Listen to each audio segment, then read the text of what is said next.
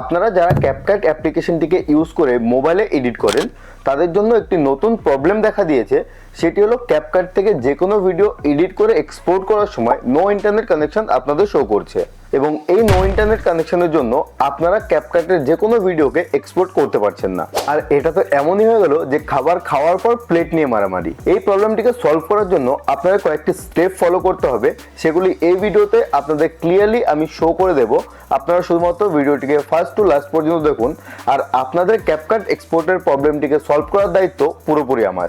তো hey guys, কেমন আছেন আপনারা? আশা করছি ভালোই আছেন। আপনারা দেখছেন এই কলিযুগের চ্যানেল দ্য স্পাইডার নেট, আর আমি আপনাদের সঙ্গে তুষার। তার বেশি দেরি না করে চলুন শুরু করা যাক। দেখুন, আপনাদের দেখানোর জন্য আমি সরাসরি মোবাইল স্ক্রিনে চলে আসলাম। এবার আমার মোবাইল স্ক্রিনটিকে স্টেপ বাই স্টেপ ফলো করে আপনারা আপনাদের প্রবলেমটিকে সলভ করে নিন। যেহেতু আমি আমার প্রবলেমটিকে আগেই সলভ করে নিয়েছি, তো নতুন করে আপনাদের প্রবলেমটি শো করতে পারবো না, আর সলভ না করলে আমি আপনাদের দেখাতেও পারতাম না। আর এই কারণেই আমি 100% শিওর যে এই স্টেপগুলিকে ফলো করলে আপনারা খুব ইজিলি আপনাদের প্রবলেমটিকে সলভ করতে পারবেন। আর এটিকে সলভ করার জন্য সবার প্রথমে আপনাদের ওপেন করে নিতে হবে গুগল প্লে স্টোর।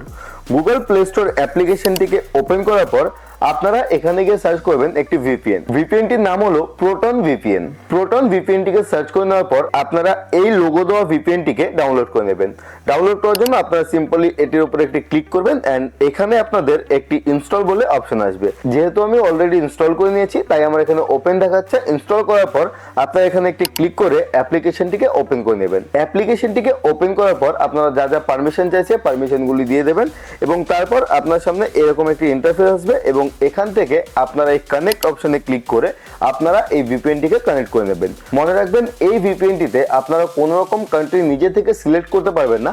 ভিপিএনটি অটোমেটিকলি যেটি ফার্স্ট সার্ভার সেটি সিলেক্ট করে নেবে, আর এই কারণেই এই ভিপিএনটি সব থেকে ফার্স্ট। সো ভিপিএনটিকে পুরোপুরি কানেক্ট করে নেওয়ার পর আপনারা আপনাদের ক্যাপকাট অ্যাপ্লিকেশনটিকে একবার ওপেন করবেন। ক্যাপকাট অ্যাপ্লিকেশনটিকে ওপেন করার পর আপনারা এই সেটিং অপশনে চলে যাবেন এবং এই সেটিং অপশনে যাওয়ার পর এখানে আপনারা যে অ্যাপ ল্যাঙ্গুয়েজ বলে অপশনটি দেখতে পাচ্ছেন, এই অ্যাপ ল্যাঙ্গুয়েজ অপশনটিতে একটি ক্লিক করবেন।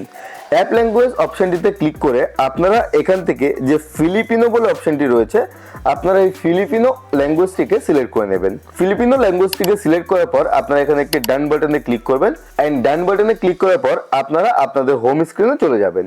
অ্যাপটিকে এক্সিট করে হোম স্ক্রিনে চলে আসবেন। হোম স্ক্রিনে আসার পর আপনারা আপনাদের ফোনের সেটিংয়ে চলে যাবেন।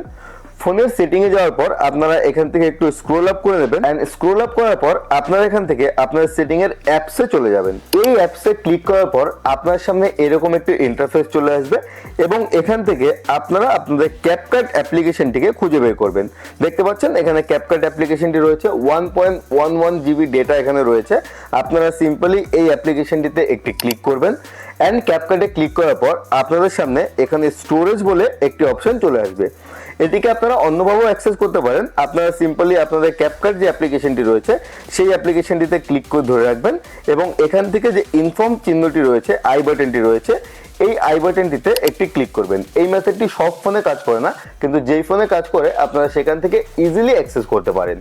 এবং তারপরেও আপনাদের সামনে এই সেম টু সেম অপশনটি চলে আসবে।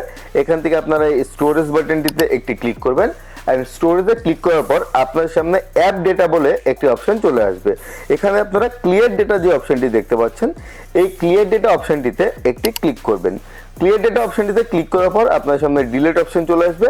আপনারা সিম্পলি এই ডিলিট বাটনটিতে একটি ক্লিক করবেন এন্ড ডিলিট বাটনটিতে ক্লিক করার পর আপনাদের ক্যাপকাটের সমস্ত ডেটা এখান থেকে রিমুভ হয়ে যাবে এন্ড তারপর আপনারা এই ভিপিএনটি কানেক্ট থাকা অবস্থাতেই এই ক্যাপকাট অ্যাপ্লিকেশনটিকে আরেকবার ওপেন করবেন।